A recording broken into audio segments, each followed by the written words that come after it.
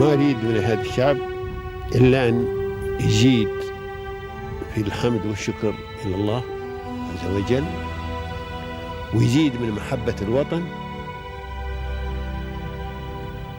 ويزيد من العمل ومضاعفة العمل لما يسعى فيه من خير له وللدولة والأهل. هذا اللي أنا أدوره من الشعب، وربنا إن شاء الله يوفقنا جميعا على ما يحب ويرضى.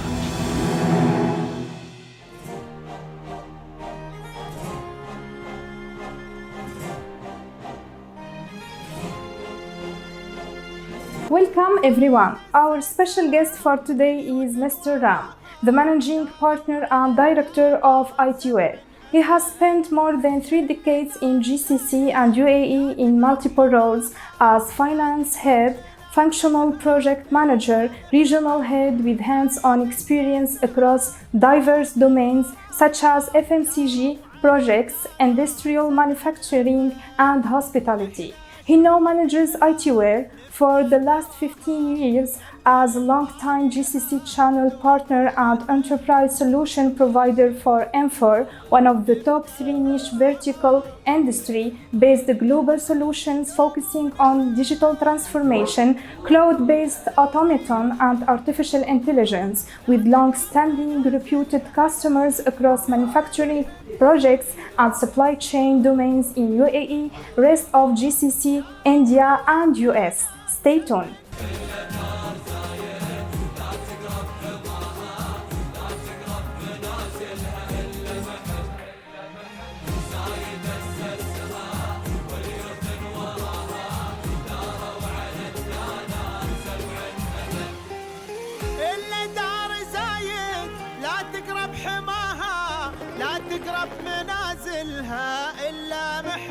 I started my interview with this response. So I think the UAE's great rulers, starting from His Highness Sheikh Zayed, the founding father of the nation, Sheikh Rashid, and all the wonderful rulers of the country. That vision has been articulated in the next level. And then, as I told my mentor and visionary, has been His Highness Sheikh Mohammed bin Rashid Al Maktoum. So we believe that whatever inspirational quotes he has given, these are just not quotes. These are something which are to be followed in life for every businessman, for every individual.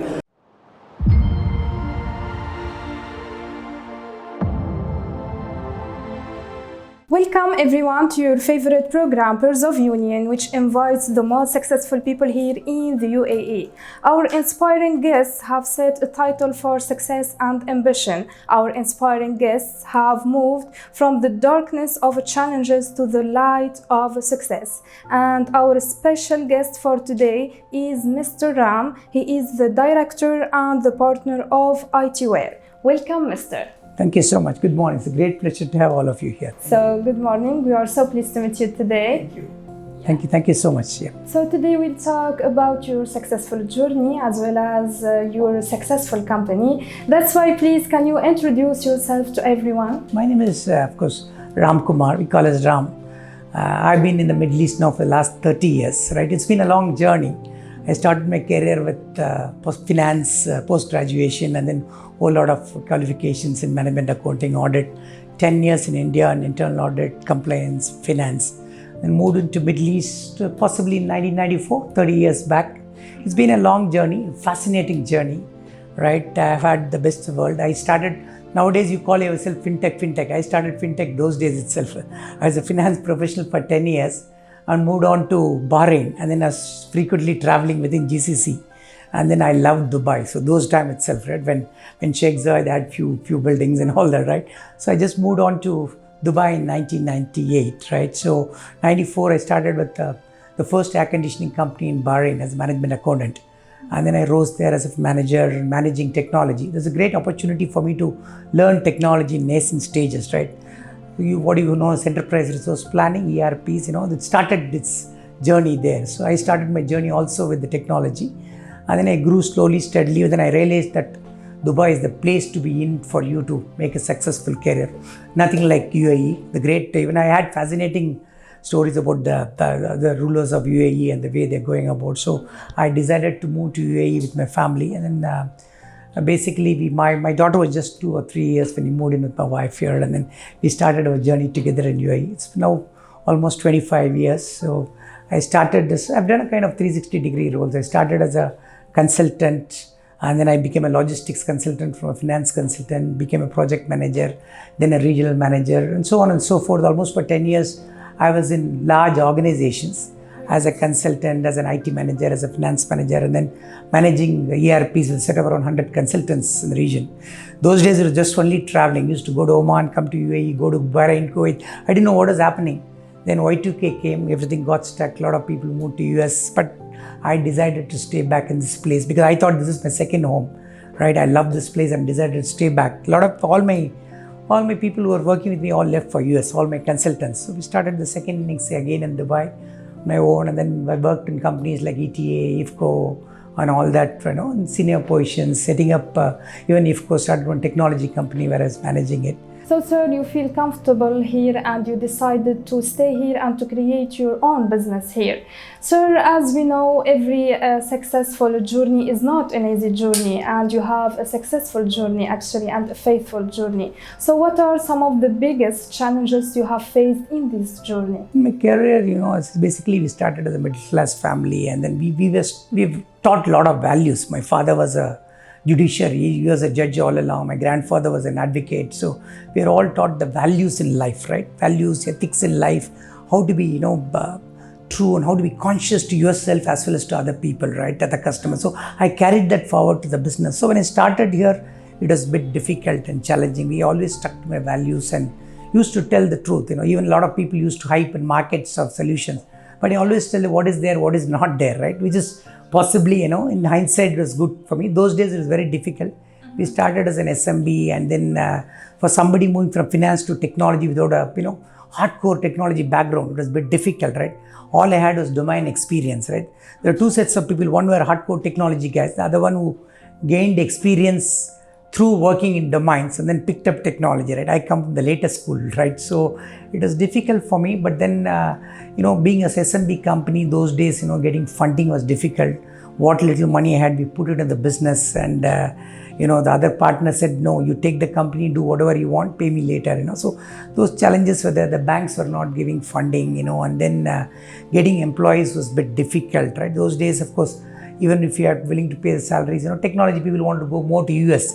They saw this as a kind of stopover before going to US. But for us, we knew that we had a vision, and then we had a great product called Infor, which backed us. It's now the third largest enterprise solutions vendor in the world. So I've been out and out with that solution, right, for the last 30 years in various roles. So they helped me, and then they said, let's, you become a partner for this business with all your experience, we'll help you out. So I started as a partner. This company was a small logistics company. And sir, who have been your mentors, your supporters, the persons who have impacted your professional and also your personal journey? That's a very good question, right?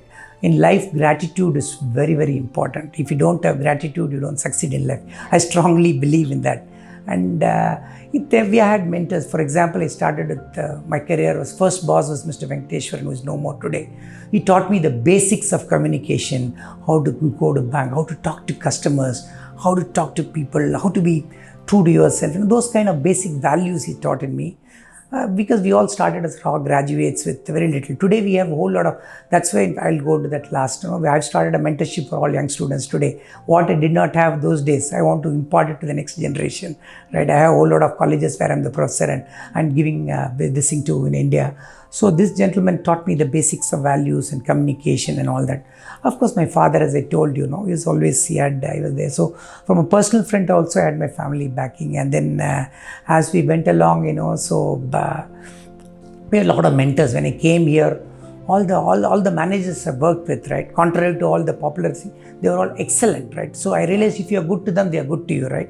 It's all the way we perceive people, right? If you see the positives in them and take the positives, they also love to work along. So I learned everything. Even in Bahrain, I learned from a gentleman called Mr. Sudarshan, who was my finance controller. He taught me lots of things in the costing, and then he taught me again some basic rules in terms of the enterprise solutions, how to go along with the business and things like that, right, which I carried forward.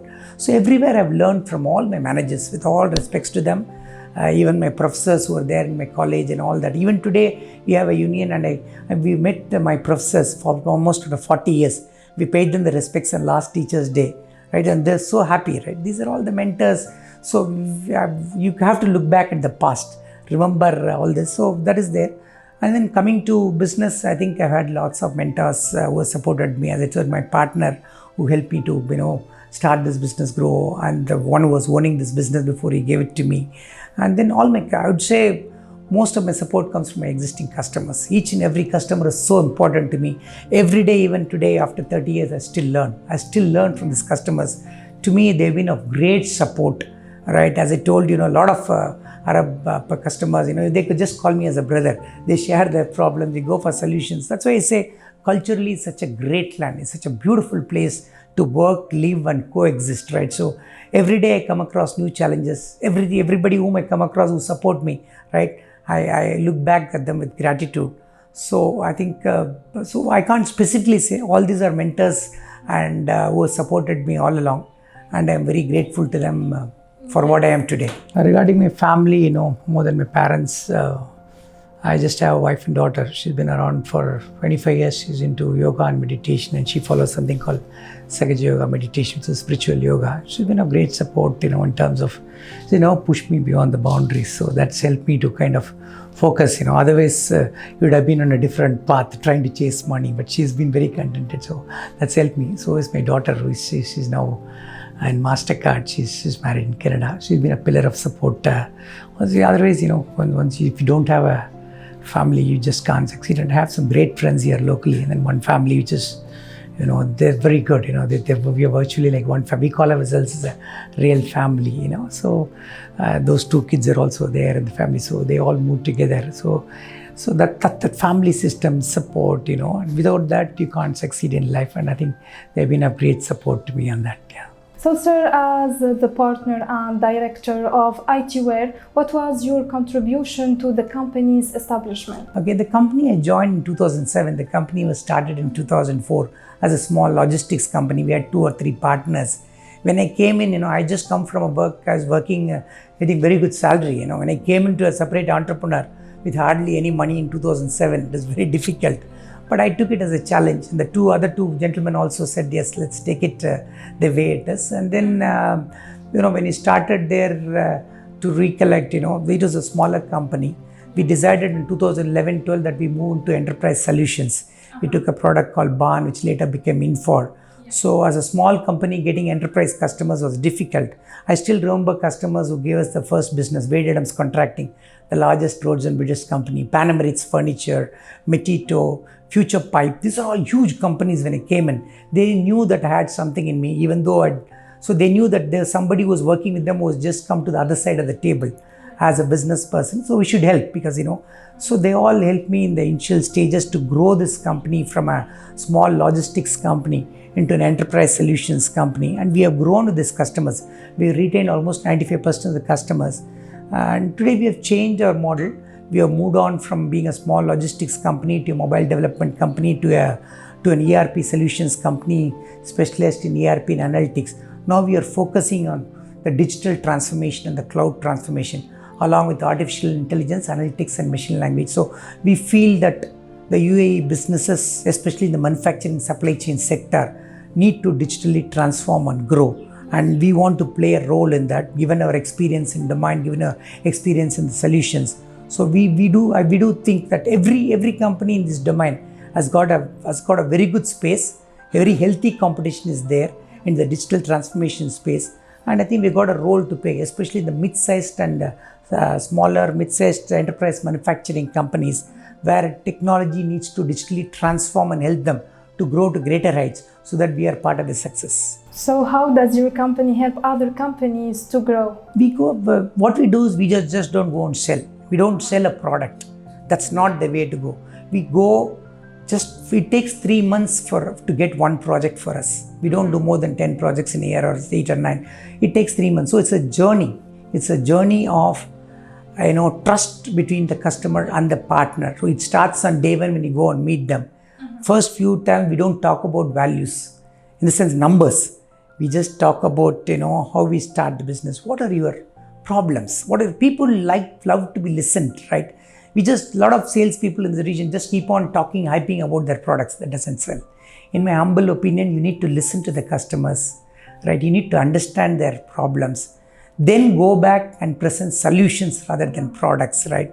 When you go with a solution-based approach, understand the issues, big or small companies, what are the budgets they have, what are the timelines they have, what are the current challenges they face with their existing solution or people or process. And sir, of course, as you have mentioned already, that today we are living in a competitive environment, especially in Dubai. And also this sector is not an easy sector, right? So what are some of the biggest challenges you have faced in scaling your project, and how did you overcome them? The biggest challenge we face is, the customers and on-prem solutions who have a legacy, who have been so used to having the servers, infrastructure, solutions under their control, the data.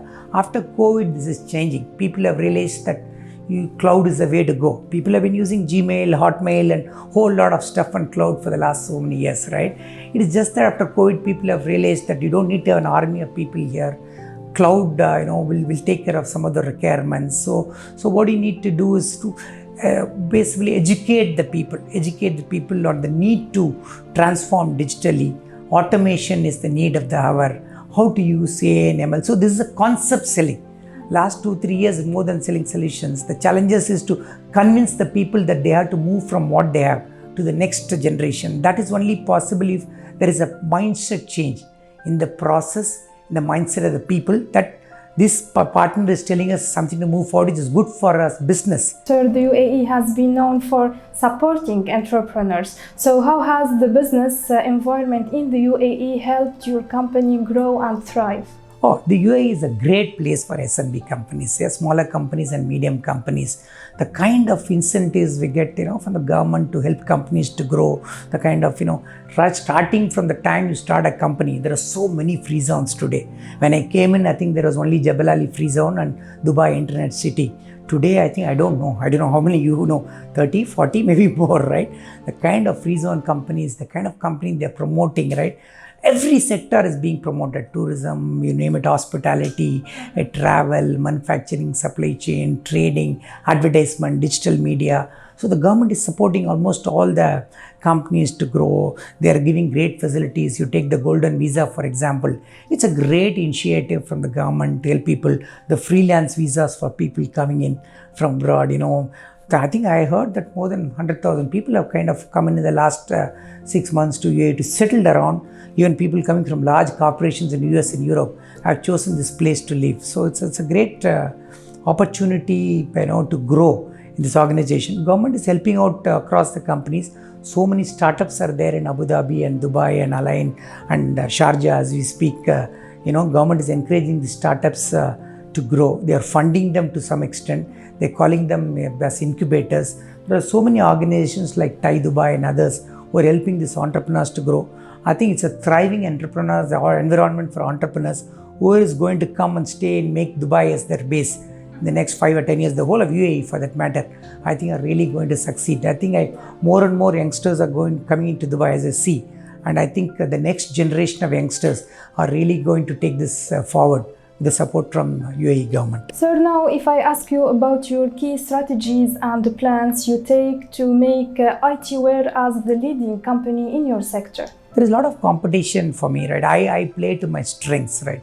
I don't want to just be across also. My strength is in manufacturing, supply chain and projects. So there are niche products and niche solutions. So what I'm trying to be is that to gain market share in the niche space, in the industrial manufacturing and project space, right? Possibly double the number of customers in the next 3 years. We have a very specific plan for that. We need some investments to grow into Saudi. So the next option is Saudi is the next biggest market. So we are going to have the base. We already have few projects in Saudi. We are setting up an office in Saudi to grow. We already have some US customers rolling out to Saudi and UAE. So we are trying to get the rollout support contracts. Our intention in the next 3 years to double from where we are, increase the manpower strength both in India and UAE by possibly around double, same kind of numbers in the next 3 years. And at the end of the day, I think growth comes from success in retaining customers right? And then getting into innovation, as His Highness keeps talking about, right? There is nothing impossible. Innovation is the key. Innovate, innovate, innovate, right? And then move forward, right? So that's the slogan for us, right? We keep that as a mantra and just try to march forward with that. So if you innovate, stay on top of technology, and then advise the customers what is good for them, what is new, and how they are going to grow their business and align it. I'm sure that we are here to succeed. So, sir, after your faithful journey and rich experiences, you make your success story. So, the word of success is not strange to you. How can you define success today? Success today to me is first is satisfaction. My satisfaction whether I have really lived up to my potential, right? If I have not lived up to my potential, it's not success. First, I need to be true to myself, my conscience. If I feel that I've just done justice to my full potential, to me, that's the first factor of success. It is not the numbers, it is not the money you have made, it's not. Second is, again, I keep talking about trust, the kind of people whom you have influenced as we have grown along, and whether they are ready to take up. Today, I've got a whole lot of youngsters, be in colleges or schools, whom I mentored them. I got them placements in India. I'm trying to do this here. So lots of people from audience, they are a new generation and they see from your story something special inspired them. So what is your advice to the new generation, to young entrepreneurs who want to create their own businesses in the same field? That's a great question. Thank you for that, right? So UAE is the place to be in for thriving businesses. All the youngsters coming in, right? It's a great cultural environment to grow, right? If you are very clear about your business ideas, right? And then you have a kind of business model, revenue model, which is going to be there maybe 1 or 2 years. And you strongly believe from your heart that you're going to succeed with your ideas. There are so many people available in UAE today, so many business people, so many government organizations to help you to grow. UAE is the place to be in for youngsters who have a very clear idea, who have a burning ambition to grow. And I'm sure that you all have a great successful factor once you come in here and you have the right idea to grow. So, sir, the UAE has for sure contributed to your success story. So, what is your appreciation message you would like to convey through our episode to the UAE and its rulers? I think I started my interview with this response. So, I think the UAE's great rulers, starting from His Highness Sheikh Said, the founding father of the nation, Sheikh Rashid, and all the wonderful rulers of the country. That vision has been articulated in the next level. And then, as I told my mentor and visionary, has been His Highness Sheikh Mohammed bin Rashid Al Maktoum. So we believe that whatever inspirational quotes he has given, these are just not quotes. These are something which are to be followed in life for every businessman, for every individual. Right? So this country has given us everything. Right? I want to thank the rulers of this great country from the bottom of my heart for giving me this opportunity. For all the expats here, on behalf of all the expats here, to grow in such a vibrant environment, right? So even with all the Emirati citizens here who have given us great support for companies like us to start, make our success as a dream come true. So I think I'm sure that with more and more youngsters coming in, the government is encouraging everybody. This is a great place to grow. And I wish to thank all the rulers for giving us the opportunity. And I think UAE will grow from strength to strength. I think today's papers I saw, it's already the most stable economy in the world. And the next 5 or 10 years, I think it will be one of the top economies to come, stay, enjoy your life, family, and make your whole vision a great success. Thank you. Thank you so much, sir. It was my pleasure talking with you today. Best of luck.